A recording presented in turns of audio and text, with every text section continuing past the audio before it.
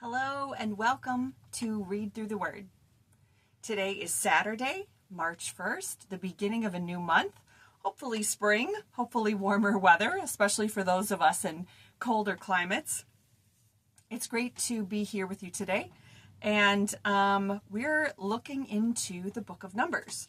Hold on, I know that sometimes Leviticus, Numbers, even some parts of Deuteronomy sort of feels like we're kind of slogging through a lot of instructions, a lot of just sort of lists of things, but they do have meaning and are setting Israel up for what is to come. So today we're going to focus on Numbers chapter 6, verses 1 and 2, which says, "Then the Lord said to Moses, give the following instructions to the people of Israel.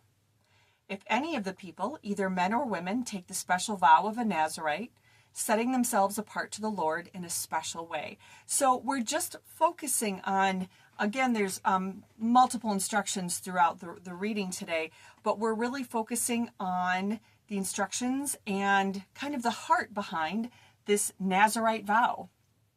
And so our lesson today is called From the Heart. So let's talk about this culturally and historically for a minute. The practice of vows and separating oneself for consecration, for religious purposes, was an ancient practice that other nations practiced too. They participated in the, different, like taking vows for different reasons. There is an ancient 9th century BC Phoenician inscription that depicts how shaven hair was dedicated to fulfill a vow to the goddess Astarte. So there were other examples of other nations that participated in these kind of vows. In the biblical text, and I know that we've talked about this before, but if you're new, it's something that we kind of keep talking about it ongoing, in that there were in certain practices, some of the practices that the Israelites had, there were similarities to other people groups in the ancient Near East.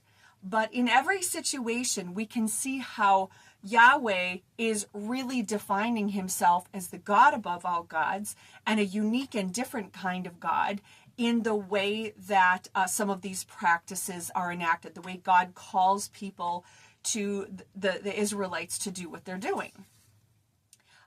So in the biblical text, it's uncut hair that is being dedicated. They're not asked to cut their hair and, bring it to the temple and dedicate the hair in that way.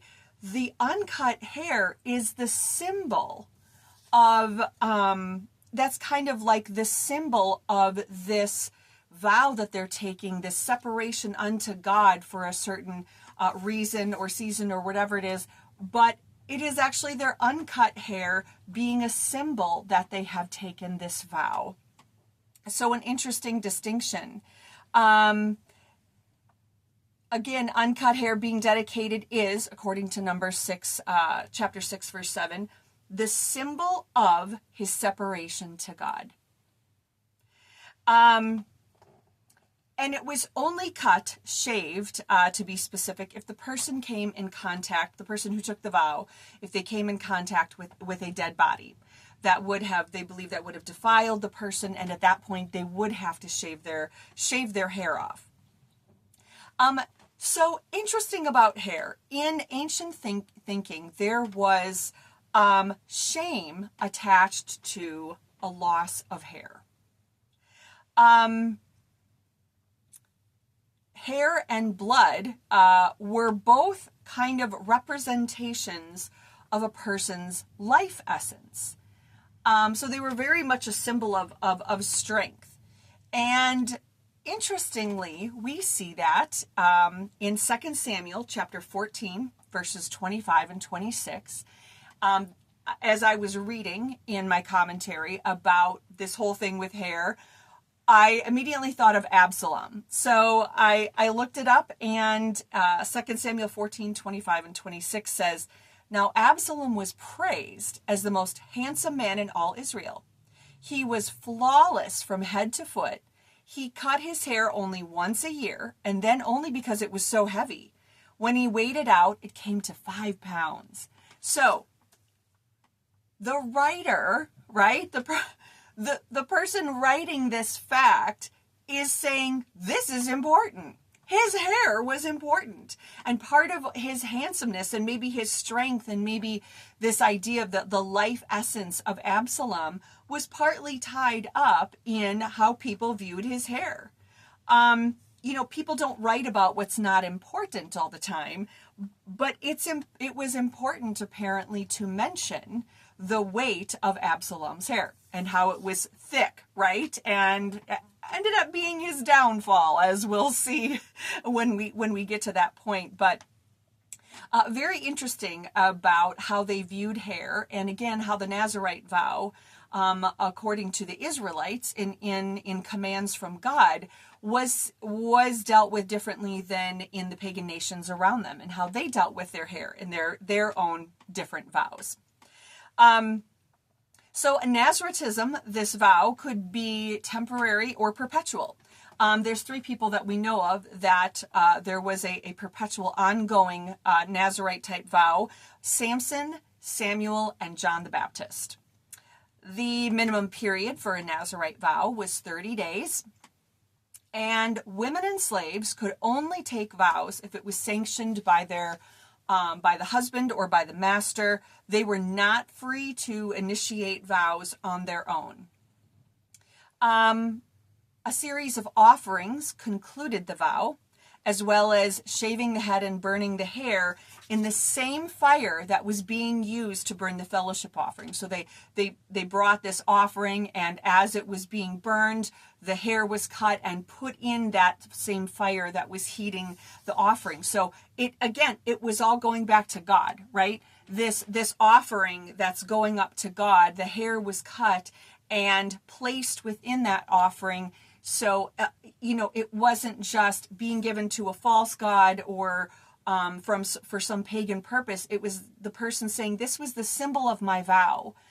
And now that the vow is completed, if it was a temporary Nazirite vow, then the hair would be cut and given back to God.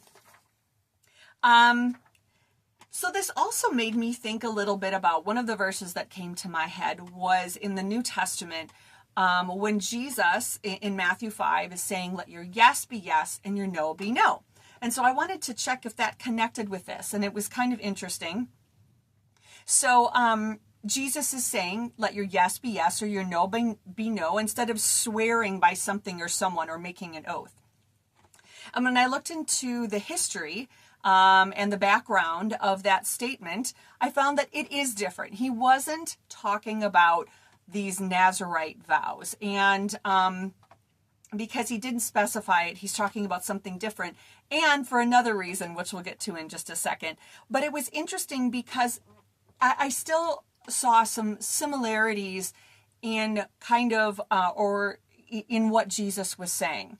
So at this time, people were swearing by all sorts of things, to the point where sometimes a priest would have to say, a Levite priest would have to kind of determine whether we're going to take this seriously. So they were swearing by all sorts of things, by God and by things other than God, to testify that what they were saying is true. Like, this is how you know what I'm saying is true. I swear by this person or this thing, or by God. And it was almost like they thought if they weren't swearing their oath by God, by the name of God, or like, I swear by, something to do with God, it's almost like they looked at their oath as maybe not as valid. Like they thought, well, if they broke their oath and they swore by other things or people other than God, maybe it wasn't as binding. And what Jesus is saying here is to have integrity, and that it's really about the heart.